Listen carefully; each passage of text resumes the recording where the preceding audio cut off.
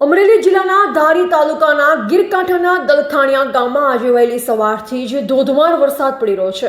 વરસાદથી થતાં નુકસાન જે ખેડૂતોને દલખાણિયા ગીર વિસ્તારમાં અત્યારે મગફળીનું વાવેતર છે, જે 75% ઉપર લોકોને માંડવી કાઢેલી પડી છે।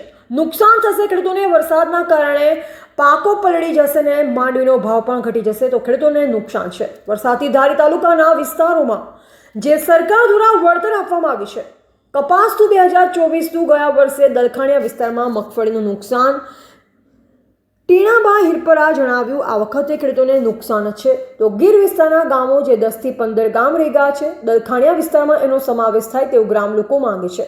જે મગફળીમાં નુકસાન ગયા વર્ષે અત્યારે વરસાદથી મગફળીમાં ખેડૂતોને નુકસાન છે, પાલામાં માંડવીમાં ઘણું વધુ ખેડૂતોને નુકસાન જ આવે છે।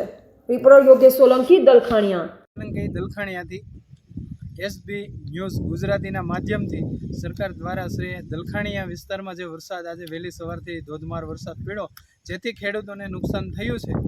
આ માંડવી છે, પાલો છે, એમાં ઘણું ખરું નુકસાન થયું છે। માંડવી પલળી જતાં ખેડૂતોને પાલાનું નુકસાન થયું છે અને જેથી કરી ખેડૂતોને માંડવીના પૂરા ભાવ પણ નથી આવતા પલળી જતી, અને તાત્કાલિક સરકાર માંડવીના સારા ભાવ આપે અને ખેડૂતોને કાંઈ વળતર મળે તેવી અમારા ગામના ખેડૂતો લોકોની માંગ છે।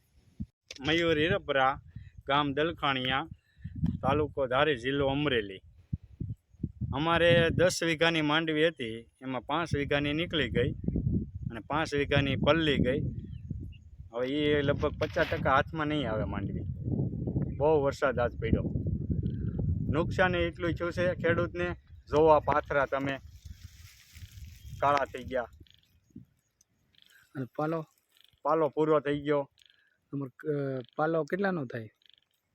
50,000નો પાલો હતો, એના દિહાળે મૂકવાની છે।